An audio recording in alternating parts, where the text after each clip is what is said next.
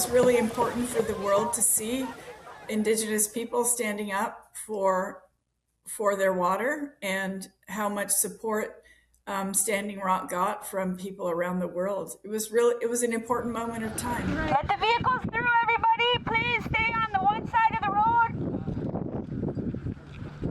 Although Standing Rock had heartache too. It had heartache because we didn't win that battle, but it taught us lessons, and it built a stronger connectivity between people.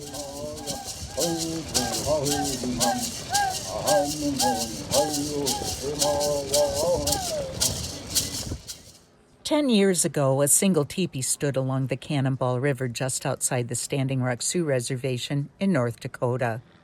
A group of Oceti Sakowin, the 7 council fires of the Lakota, Dakota, and Nakota tribes, marked the start of the Sacred Stone Camp. Everybody, get what you're going to need. I do think that we might get rained on, but that's okay. This event began the nearly year-long standoff against the proposed Dakota Access oil pipeline under the Missouri River. That first teepee grew into a camp with over 10,000 water protectors. It became the largest gathering of Native American tribes in over 150 years. The fight against the $3.8 billion pipeline includes severe clashes with militarized police.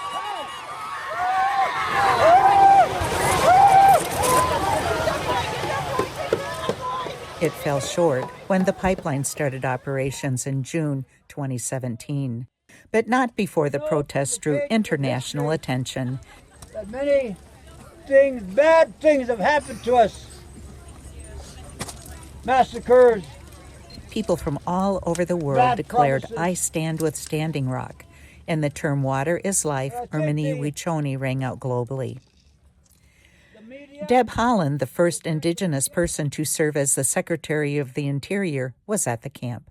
And so I just thought it was really important for the world to see Indigenous people standing up for their water and how much support Standing Rock got from people around the world. It was an important moment of time. ICT recognizes the Standing Rock Camp as a milestone both inside and outside of Indigenous communities and nations. The world needs Native values. The world needs Native leaders. Water is life, Mini Wichoni.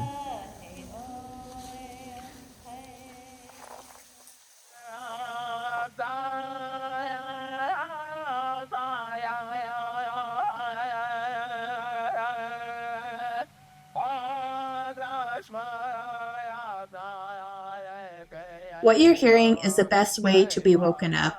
It's an hour-long recording of what I woke up to each morning at the Oceti Sakowin camp during the Standing Rock movement in 2016.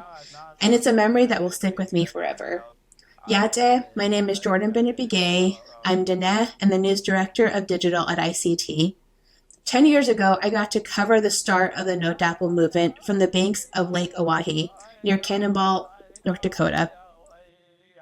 I drove 24 hours with Haudenosaunee relatives from their homelands in Syracuse, New York, twice, where I was attending graduate school to cover this historic time in Indigenous history. Like a lot of people during that time, I felt the need to be there. I remember Facebook messaging one person about it, and they called it the ghost dance of our generation. As a student journalist during that time on Oceti Sakowin lands, I witnessed the developing resistance against the Dakota Access Pipeline's controversial construction in North Dakota. My first time to Standing Rock was to meet up with my sister and community members we grew up with. All of us wanted to contribute in our own ways. They brought donations, helped chop wood, cooked, or assisted with childcare in the camps, and I was there to record history. This first time also marked a pivotal turning point in the movement where No Dapple became not just a Native issue, but a human one. I witnessed as bulldozers ripped through the unceded Native lands and saw officers unleash trained canines on demonstrators. It's a very vivid memory for me. Once those videos and photos of the dog threats circled the internet, Standing Rock became national and international news. The next day, you could see several media trucks driving to and surrounding the camps. After I drove back to Haudenosaunee territory, I started planning stories and logistics for my next trip back. In the face of adversity, I saw community and Indigenous power and unity. These memories will stick with me for the rest of my life, and I'm not alone in that feeling. The No Dapple movement still lives on in the hearts of millions. Here's Janet Alkire, former chairwoman of the Standing Rock Sioux Tribe. And for Standing Rock, this was our number one fight.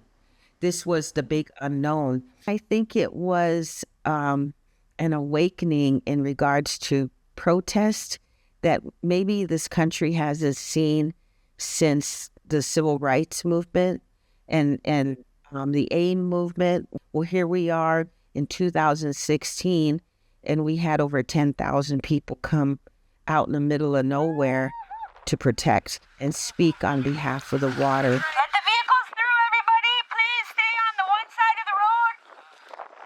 Madonna Thunderhawk, who attended the Wounded Knee occupation in 1973 and the occupation of Alcatraz Island, also visited Standing Rock. Well, first of all, it wasn't a protest, and I get so upset about, I'm not upset, but I just get disgusted with that. It's resistance. We're not protesters, we're not protesting we want a better life to live like the next white man down the road. That ain't us. We're resisting. It was the whole idea of land-based and protection. Always resisting and protecting.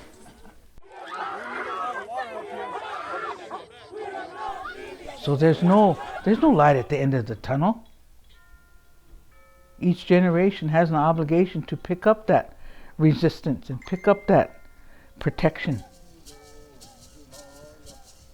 And if they don't, if we get too colonized and they don't, we'll just cease to exist.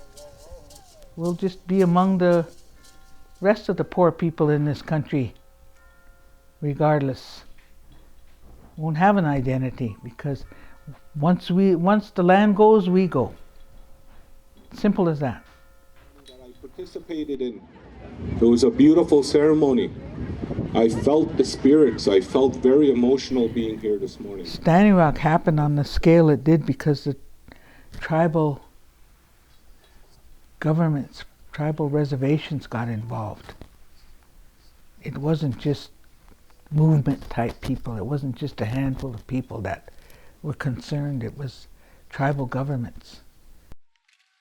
It was just amazing how what people from our own people came from all over the territory, and it was amazing. Minnie Wachoni, Water is Life. Leonard Peltier, who played a pivotal role in the 1973 occupation of Wounded Knee and served nearly 50 years in federal prison for aiding and abetting and for the first-degree murder and the deaths of 2 FBI agents on the Pine Ridge Reservation in 1975, said he'd followed along from prison. I like to see stuff like that. I like to see us fighting back. I like to see stopping them from doing stuff like that. We got to do something. We can't if we just lay back and do it, we wouldn't even exist right now if we did, or people did, our ancestors, or our grandfathers and grandmothers. We wouldn't even be here no more. We would be a vanishing American Indians.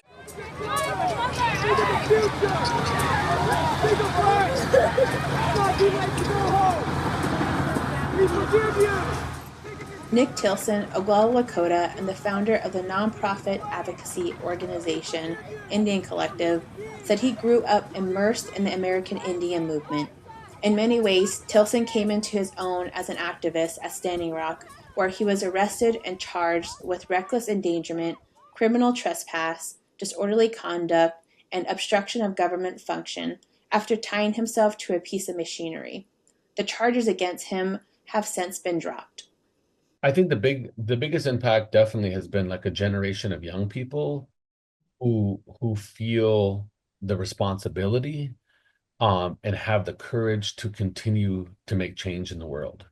That their voice matters, that a whole generation of younger Indigenous people recognize that they can step into power and that they can speak truth to power and organize truth to power, and they don't have to do it in the way that others want us to do it. They can do it founded in their culture, in their identity, in their sense of purpose and place and who they are in the world. Although Standing Rock had heartache too. It had heartache because we didn't win that battle, but it taught us lessons and it built a stronger connectivity between people, and especially young people. Young people got to make an imprint on history and let the world know that Indigenous people are still here. And I think the ripple effect of that is still happening 10 years later. In California, Melissa Stoner, a Diné librarian at UC Berkeley, created a digital library to document everything happening during the No DAPL movement. She cataloged social media posts, artwork, and news articles relating to the protests and helped educate students and staff who would later go on to travel over 1,000 miles to North Dakota to participate. I think this was really one of those big moments in history that we were actually able to see police brutality on Native lands against Native people, and I think it was really kind of like a wake-up call. I had not really seen a push like that, Natives really speaking their mind and going out there and saying this is what's happening, and just really exposing that truth.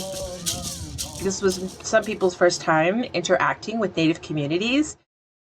Chinupa Hanska Luger grew up on Standing Rock. His Mirror Shields project helped combine activism and art during the protests. We rallied for months, on a loud and global level to get the same, just to ask the same thing as the people of Bismarck, like, don't contaminate our water above where we live. And that turned out different. Face Spotted Eagle helped erect the first teepee at the camp. The Dakota elder and language speaker works for future generations.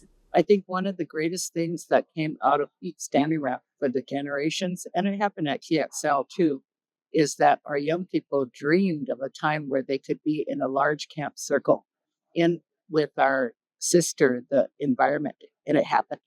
They were in this large camp by the water, and they were able to not only visualize it, they could smell it, they could live it, they could breathe it, and they could fight back in a way that was meant for something that hadn't been done for hundreds of years. Oglala elder and educator Betty Archambault, mother of then chairman David Archambault Jr., spent every single day at the camps. And so I know that there was a lot of hope that we could fight this. And I think that it woke up America. And so I think the spirit is still alive, the spirit of Standing Rock. But I don't know how it can, that feeling, I'd love to have that feeling again, but I don't know how. The Standing Rock Sioux tribe is still battling the pipeline 10 years later. Here's Alkire again with more. I'm glad we're still doing it. It's expensive, Our tribe doesn't have the money a lot of times to do this, but that's not going to stop us. We'll still keep trying and keep doing it. So I hope people out there will pay attention and also stay engaged and listen in what is happening with this fight at Standing Rock, because it is still going. And here's Doug Krogos, who has served as water resource manager for the tribe since 2013. We are being out-resourced. The $1 billion Energy Transfer Partners is $1 billion, that's backed by American greed and American politics. We're not over. DAPL isn't over. You came, you've gone, And now they're looking at it through social media or events that are happening at fits and starts, but we're still here. And the pipeline is still moving. And we don't know if the oil has been leaking or not, because we're trying the best we can in my department with our tribe to sample the water, but we could only sample so much because it's really expensive. Energy Transfer and the Army Corps of Engineers did not respond to a request for comment. For ICT, I'm Jordan Bennett-Begay.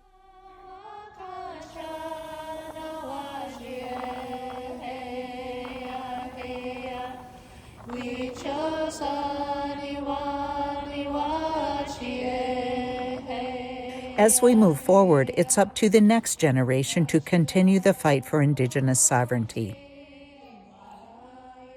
The next generation, that's their era. They can worry about that if they care, my generation, we did what we could. Yep, we staked ourselves to the ground to hold them off, For ICT, I'm Shirley Snavy. That's good, that's important. That shows that we're still here. We're still here.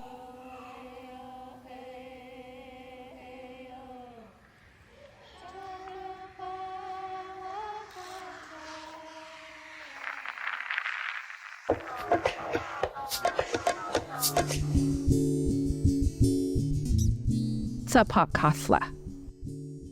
Tsapakasla. She's strong. Tsapakasla. Tsapakasla. She's strong. Tsapakasla. Tsapakasla. She's strong.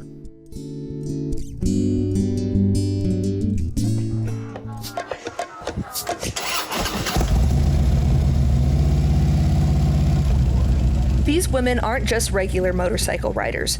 They ride to call attention to the disproportionate amount of violence faced by Indigenous people across North America daily. The Medicine Wheel Ride is a nonprofit group of female Indigenous motorcycle riders who journey across the United States and Canada to support families of missing and murdered Indigenous people. I feel like, we're able to reach a lot of people who don't even know about this crisis or about what is going on. And because we have people who come up to us at gas stations when we pull over to fuel, wanting to know who we are, what we're doing. And so we're able to share information just along the road. I would say majority of us have been affected by MMIWR, MMIRP. And so it's like we wanted to do something. There was something there that was calling us to do something. We didn't know what, we didn't know where it was going to take us. We were starting out small, but ended up growing really bigger than what we thought, The riders connect local communities with resources, and they advocate for victims at the request of their families. Riders participate in an annual August cross-country ride across the United States, starting in different locations, but always ending at the Sturgis Motorcycle Rally in the Black Hills. The Black Hills is a sacred space for numerous Indigenous groups, and the riders wanted to make sure Indigenous people are front and center during the major tourism event. It's a lot, for our riders, the heat, the cold, just all the elements. But I think everybody kind of takes it in stride because it's kind of like,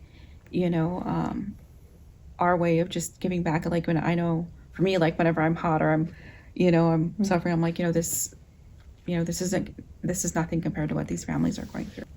All our rides, even from the very first to what we do now, it's very emotional. It's very, I always say, powerful, We always start out with prayer.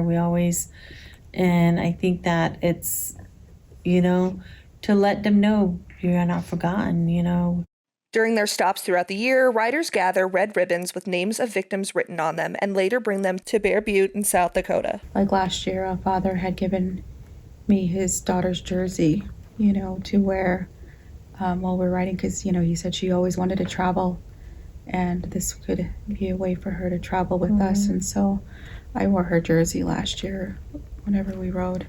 Riders have ridden throughout the Northwest Coast, the Southwest, and all around the United States, helping to learn more about communities in need and from families. These connections have also helped in circumstances where someone is missing or families need immediate help. We had a case, where a young person went missing down in Arizona, and through those connections, we were all able to work together to find this person, and in LA, we were able to help a family out there, make connection out there, and help bring their loved one home. We do help families if they're needing help with t-shirts, or if there's a search going on, maybe food, water, or billboards that we might put up for them. And so wherever the family asks of, if we can, we'll try to help them in that way and support them in that way. I'm thankful that we are able to help, and that we can be there in those moments, for those families. Very powerful. And this also just to let the family know that, you are not alone. We're still here, but we're here to stand side by side with the family to find justice. In early May, just before the Day of Remembrance on May 5th, riders plan to visit 3 separate tribal communities in Arizona. Anybody can join. For this ride, we are setting up registration where we're starting out at. So that will be in the St. Carlos community. And so anybody that wants to follow, even if it's by vehicle, that is, kind of their choice on how they want to follow us and how they want to support. Families in need can connect with the Medicine Wheel Riders on their website. This August, the Medicine Wheel Ride will start in Los Angeles, California. For ICT from Oceti-Sakowee Homelands, I'm Amelia Schaefer. Been doing music for over 28 years, since the late 1900s. At the 2026 Tribal Self-Governance Conference in Phoenix, Arizona, I met up with music artists and actors Lil Mike and Funny Bone to ask them about their music. Our music is positive. We don't cuss. We don't talk about smoking and drinking. So that's a big difference because we feel like, people should leave a legacy. Yeah, and we're living for a purpose, just as Indigenous people. We want to make sure we're giving back. So all our music is quality content, no nonsense. And we've been touring, like you said, ever since he started, nonstop. And then COVID hit and shut down everything. And that's when we had to find something else to do. Acting was the only thing that was happening. So yeah, we auditioned for Rest Dogs and got in, and they actually picked up the music for the soundtrack, so that's on there as well. So The brothers grew up in Oklahoma, but off the res, and now they're showing native pride by reconnecting to their culture. As city natives, native pride for us is reconnecting because, being city raised, whatever side of town you were on, that's kind of who you adapted with. So, a couple of natives that hang out with, the Mexicans or the black folks, so you can kind of hear it. You can even hear the ones that hung out with the white folks who were like, oh, yeah. So it's just, for us, we were raised in an urban community. Getting back to that culture, it kind of reawoken some in us, and we fell back in love. And that's where you can kind of hear the transition in our music when that happened, because we started out just pretty much strictly faith-based music. Mm-hmm. And then you can hear that culture come in throughout the albums. That's pretty much our goal after we reconnected with our culture, was how to bridge that gap between our faith and traditional practices. Because we never want somebody who believes in God to allow a church system or religious structure tell them it's wrong to connect with their traditional practices. Because Creator gave our people the knowledge of this ceremonies and traditional practices for a reason. A lot of their musical inspirations are soul and funk legends like James Brown. I want to say the early recording artists that actually did music and actually performed. Yeah, like especially him, James Brown, Michael Jackson, MC Hammer. And that's, you can see it when we do our concerts. We put on a show. We don't just walk back and forth rapping. We dance, incorporate dancing, and we got NSYNC, dance moves when we're spitting the lines. And then the high intensity, like Busta Rhymes, Wu-Tang Clan, the Onyx, Beastie Boys. Like, we just wanted to be that aggressive when we rap. And so, like, when people see us, they're like, man, y'all trying too hard. But if they were old like us, they would realize, oh, that's why I connect with it so well, because it reminds me of them. Oh, and when we do a show, whether we're opening for the act, I mean, it makes the main act seem like they're closing out our show when we put on such a big performance.